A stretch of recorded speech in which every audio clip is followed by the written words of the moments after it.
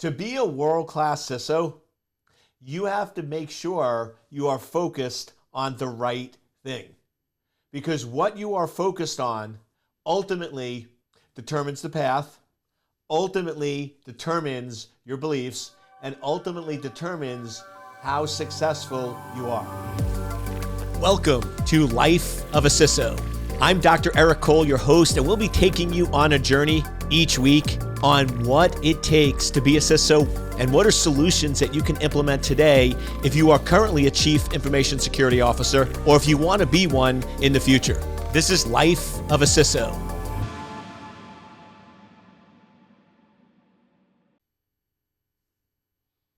Welcome, welcome, welcome, welcome. You know what time it is, my friends. Here we go. It is time for Life of a CISO with yours truly. Dr. E is in the house. To be a world-class CISO, you have to make sure you are focused on the right thing. Because what you are focused on ultimately determines the path, ultimately determines your beliefs, and ultimately determines how successful you are. Now, here's the issue. I work with a lot of CISOs, and they focus a lot of their time and energy on what they don't want. I go in and we do coaching calls, and I'll give you 5 minutes to vet. I'll let you complain, have your temper tantrum, point fingers, do whatever you want for 5 minutes. But after that, I'm going to cut you off. Because what I found is with a lot of my coaching clients, we would spend the whole call on them complaining and focusing on what they don't want. Eric, the executives don't listen to me. They don't focus on me. I don't have enough resources. I don't have enough this. I don't have enough that. My team is this. 2 of the people just resigned, blah, blah, blah. Great. You are telling me everything that's wrong. And guess what?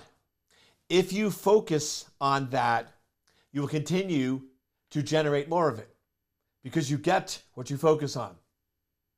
I know I've used this analogy before, but it's a really good one, and it's one I haven't used in a little bit, so it's worth pointing out when we're talking about focus.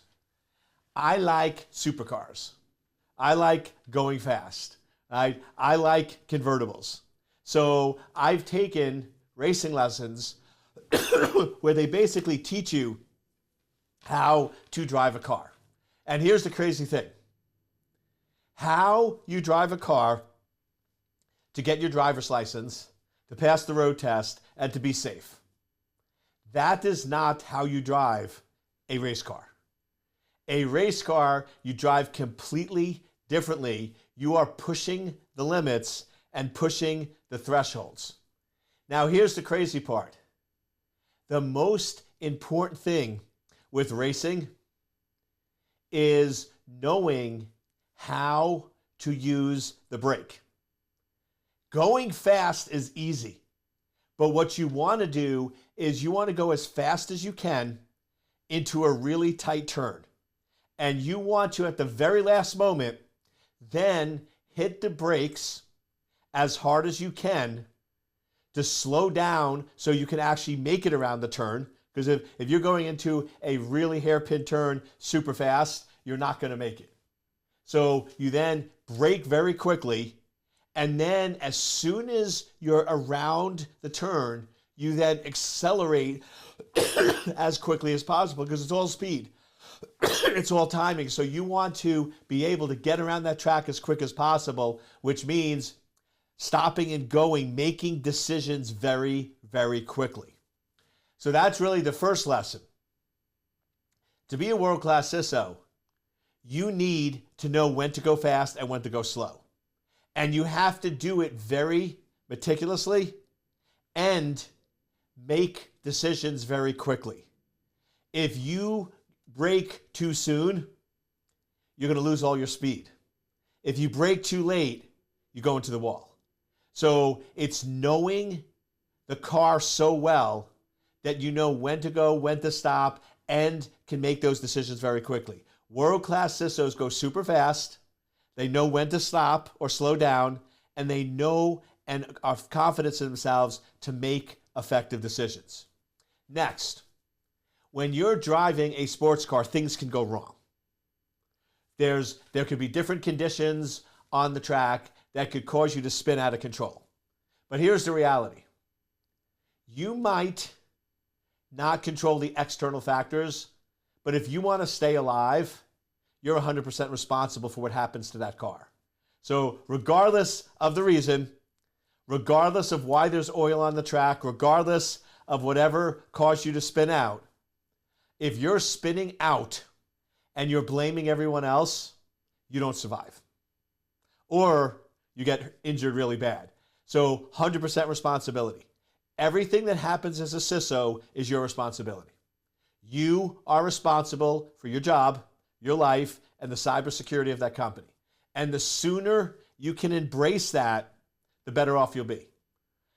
Many CISOs are not effective because they spend their entire day blaming other people and looking for reasons to get offended. Come on. Hopefully you're not one of those people, but you know those people. You know exactly who I'm talking about, who basically spend their entire day blaming others and complaining, and they are always looking for reasons to be offended. And here's the reality. You will always find it. You can go into any situation and you can find good or you can find bad. You can find happy, you can find sad. You get to decide what you're looking for.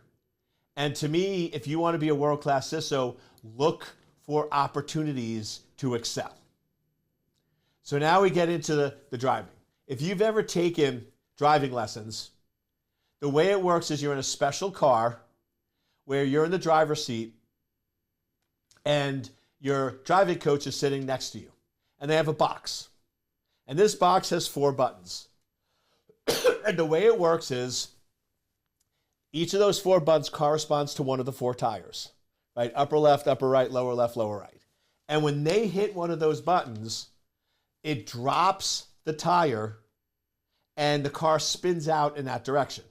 Because that's really the key thing. Once you get down the acceleration, the braking and all that, it's really being able to control the spins. So you're driving along and you're like, hit the button. You're ready, hit the button. And they give you one simple instruction.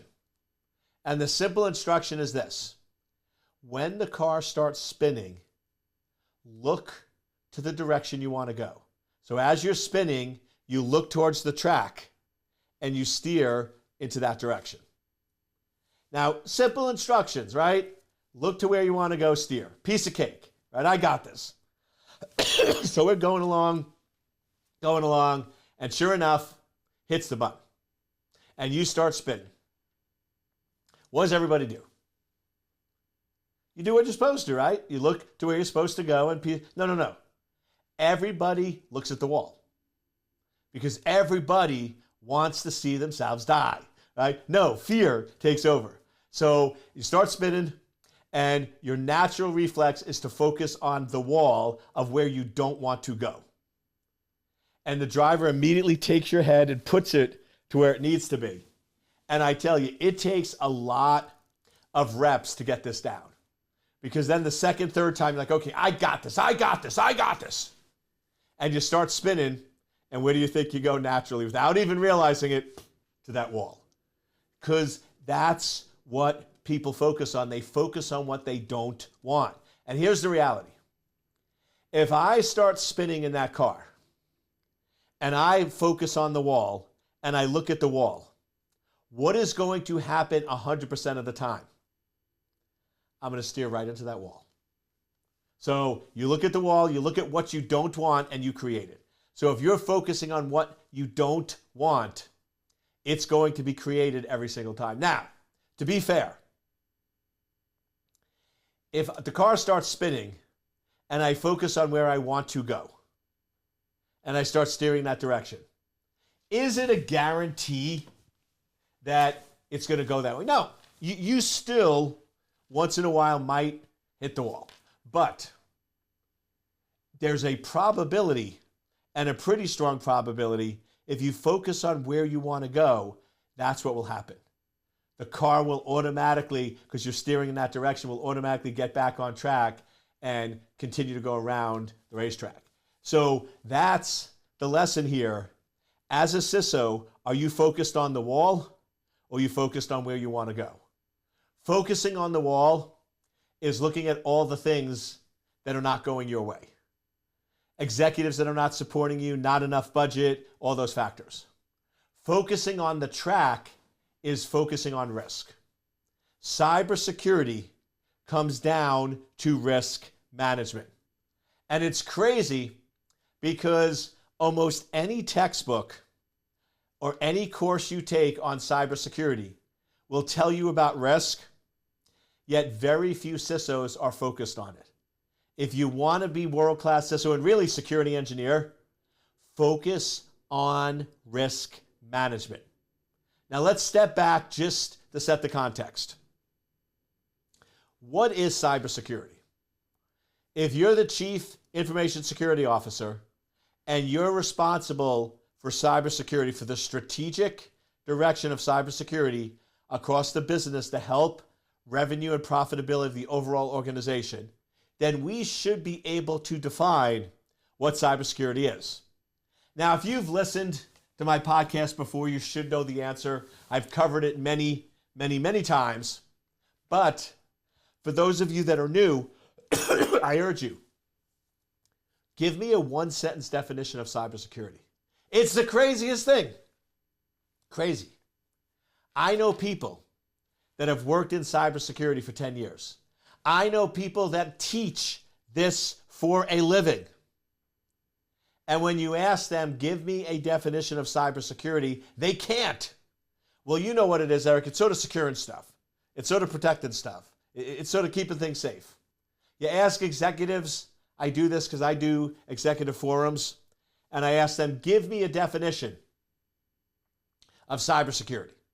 And they'll be like, well, it's stopping hackers or protecting your data from being stolen or protecting monetary loss when attacks or compromise happen to your business. All examples. Those are examples of what falls under cyber, but that's not a definition. So how can we solve a problem if we don't know what that problem is? And here's where disconnect number one happens with your execs. If your execs can't define cyber, how can you be effective in your job if they don't know what it is you're supposed to do? So let's just get the record straight. Cybersecurity is understanding, managing, and mitigating risk of your critical assets being disclosed, altered, or denied access. That is cybersecurity. Cybersecurity is understanding and managing and mitigating risk. That's the first area, risk, to your critical data. Second area. So understand, manage, and mitigate risk of your critical data being disclosed, altered, or denied access. Third area. Disclosed, altered, or denied access is just the inverse of CIA, confidentiality, integrity, availability. Confidentiality is all about prevent, detect, deter the unauthorized disclosure of information. Integrity, prevent, detect, deter the unauthorized alteration of information. And availability, prevent, detect, deter the unauthorized denial of access to information. So when we're talking about cybersecurity, there's really three main pieces: risk, critical data, and confidentiality, integrity, availability. Those are really your three main pieces. So let's start with the first one. What is risk? Risk is the probability of loss. It's the probability of something bad happening. And risk is composed of two things: threats and vulnerabilities. Threats are the potential for harm. Those are what are things that can happen to your organization. And then vulnerabilities are weaknesses that would allow those threats to manifest themselves. So question, do you have a list of threats and vulnerabilities to your organization that you vetted with the executives? Now, to start putting it together, it's really, what are the threats to your critical data and vulnerabilities on the systems that store that critical data that would allow those threats to manifest themselves? That's CISO 101. If you don't have that basic agreement, how can you be effective? And what that means is you're not focusing on the right areas. When I'm brought in to assess an organization or train a CISO or help a CISO or coach a CISO, one of the first things I'll do is I'll ask if I can get 10 minutes with one of the executives, CEO, COO, CFO. And I'll just say, hey, couple of questions here, no right or wrong answers. What is the definition of security? What are top threats and vulnerabilities to your organization? What is the current risk posture that your organization has? And if they can't answer any of those, it shows me the CISO is focused in the wrong area, that they're not focused on what they need to be, because everything you do in information security is risk-based. So if you don't have at a simple level what those risks are, at a non-technical business level, your execs don't understand the threats and vulnerabilities to your organization, and they don't understand what acceptable risk is, how can you have an effective program? How can you be aligned? How can you know that you're fixing what you need to be fixing, that you're focusing in on the areas that you need to be focused in on? So that is the key area. We need to make sure that executives are aligned on acceptable risk. What is and what is not acceptable risk? And I know I covered this in previous episodes, but it's so important. There'll always be a little overlap here. Your executives must know that in any reasonable sense of the word, 100% security doesn't exist. If your executives actually believe that you can be breach-free, if your executives actually believe that you can be 100% secure, if your executives believe that if a breach happens, it means security failed, you haven't done your job. Because guess what? 100% security doesn't exist. Breaches are going to happen, and breaches are going to occur. Having a breach is not a bad thing. It's a good thing. But we're focused on the wrong area. We are so focused on breaches are bad, we can't have it, that we end up not looking and embracing it. I travel around the world, and I often sit, after I give keynotes, I'll sit at the event and just listen to some of the people. A couple years ago, I was at an event in Saudi Arabia, and I gave my keynote. And if you've ever been to Saudi Arabia, the flights are typically at midnight. So I finished my keynote at 2 in the afternoon, and my flight wasn't until that evening, so I figured I'd sit in on some of the other speakers. And there was a panel discussion. And I remember they started off saying, can each panel participant introduce themselves? So the first panelist gets up, and they say they work for this big, large organization, and they proceed to go on this rant that ends with, we have never had a breach or a compromise in the last 3 years. And then they almost start doing like this type of heroes thing, and everyone's cheering, yeah, yeah, yeah, yeah. And then the next panelist gets up, and they're sort of a little timid, and they're talking about their security, and they proceed to announce that they've had 3 breaches in the last year. And they sort of like almost put their head down like they're a little ashamed, and you can almost feel like the tension is building in the audience, and a few people might want to boo, and they sort of end it that way. And I'm sitting there in the back watching this unfold, and I'll have to be honest with you. It was the most galactically stupidest thing I ever heard.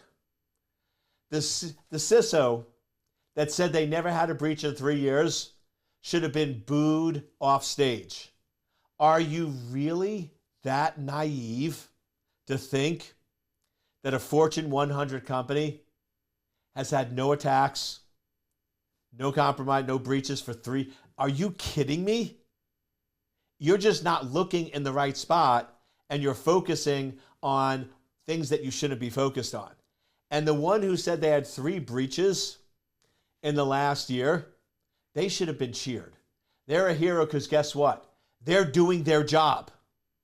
Breaches are happening.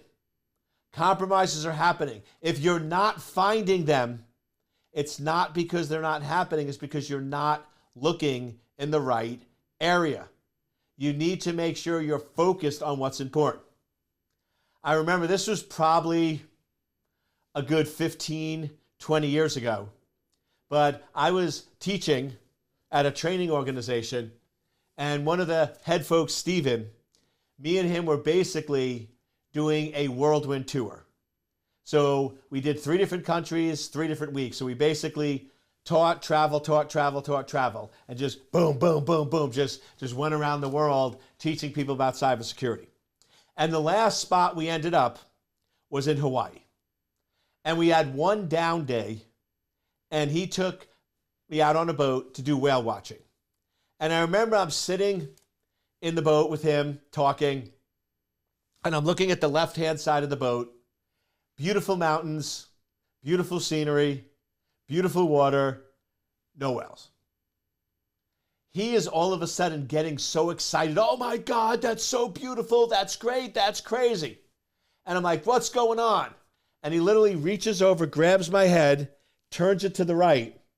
And there is the most beautiful whale I've ever seen, the most beautiful creature on the planet.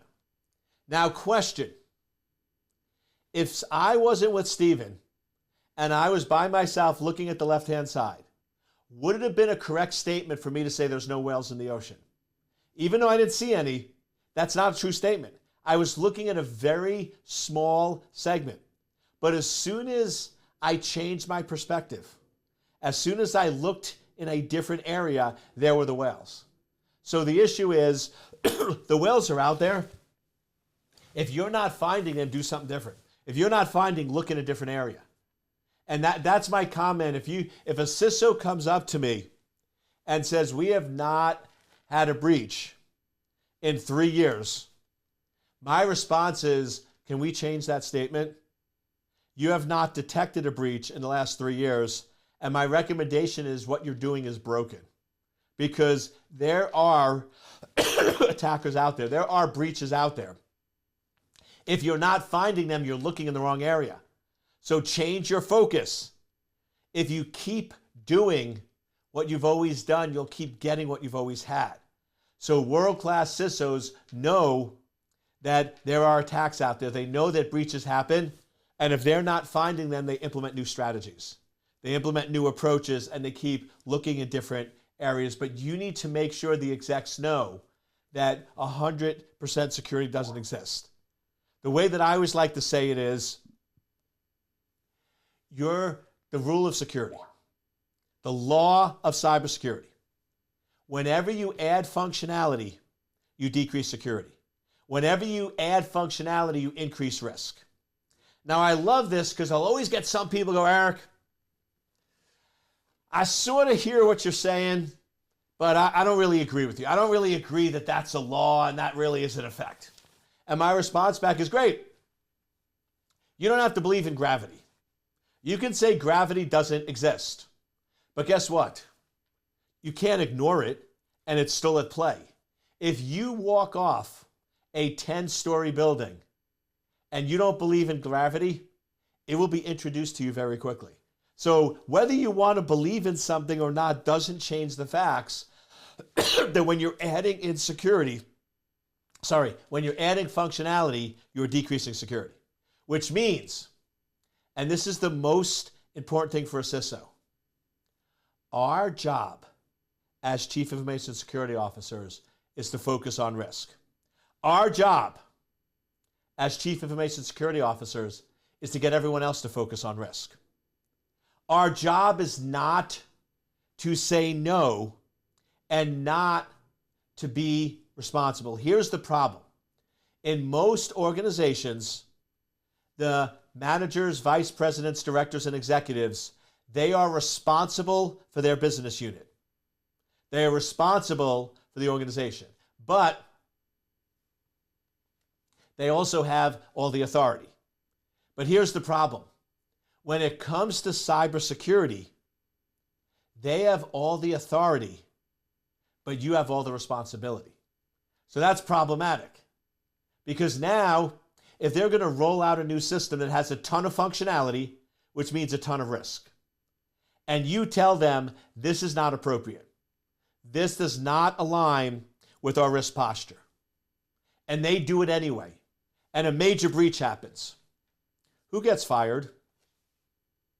You do, because the executives are putting all the responsibility for security on you, and they believe that breaches shouldn't happen, and they falsely believe that 100% security exists.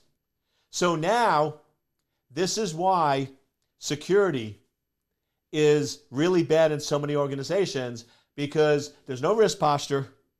They believe 100% security exists.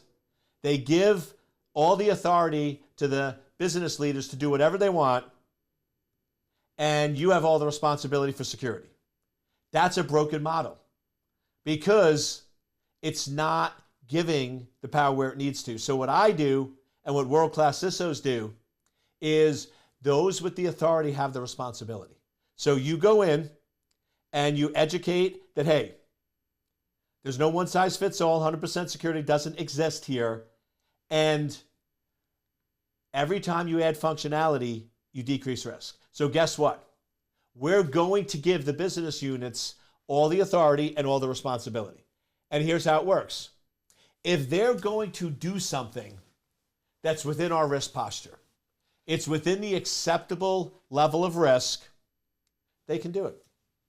No problem, no issue. They're within the controlled risk. But if they try to do something outside of that risk posture, it's way too risky, but they still decide to do it, that's okay. But then we put it on a risk bulletin, and at the monthly executive meetings, we present those risks to the exec, saying, just so you know, business unit X has decided to accept a big risk. Now, they can do that, and maybe it's valid, maybe it's not, but we just want to let you know that they made a risk decision outside of our risk posture, and we just want you to be aware. Now, here's the thing to remember. That might be okay. Sometimes in business, you have to take risks. Sometimes in business, you have to take very, very calculated risk. But my whole thing is, as long as you are aware of those risks, you're okay. It's blind acceptance that gets you into trouble.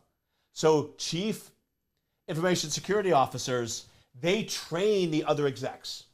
Training the other execs on cyber is real easy, my friends. It's real easy. Here's all you do. Ask 3 questions. First question, what is the value or benefit? Now here's the cool part. Every exec already asks that. Every exec already says, what is the value or benefit? Because if there wasn't a value or benefit, they wouldn't be doing it. Right? So there's got to be a value or benefit. But then they stop there. Most execs, once they say, hey, there's a value or a benefit, they stop. That's the danger zone. What you need to do is then ask another question. What is the risk or exposure? What is the risk or exposure by doing this? And then the third question is easy. Is the value or benefit worth the risk? If the value or benefit is worth the risk, great. If the value and benefit is not worth the risk, then don't do it. And security is really that simple. We try to make it so complicated, but it really is just that simple. Is the value or benefit worth the risk? And it's crazy, because I developed that methodology by working in security for a ton of years and understanding how the model works. I love reading. And several years ago, I started reading some books from Warren Buffett. And it was wild because it turns out my strategy on security is his exact investment strategy. When Warren Buffett is going to invest in companies, he basically says, what's the value or benefit? What's the risk and exposure? And then how do we minimize the risk? This is why Warren Buffett never invested in Bitcoins. Because, yes, the value or benefit was huge, but so was the risk. So it wasn't worth it to him. So he's always about minimizing and reducing risk and maximizing benefit, which turns out to be the exact same strategy that you use in cybersecurity. So if you want to be a world-class CISO, stop making it overly complicated, stop pointing fingers, stop blaming, stop looking at the wall, and focus on risk, train your executives on risk, keep the model simple, and the simpler the model, the more effective your cybersecurity program will be.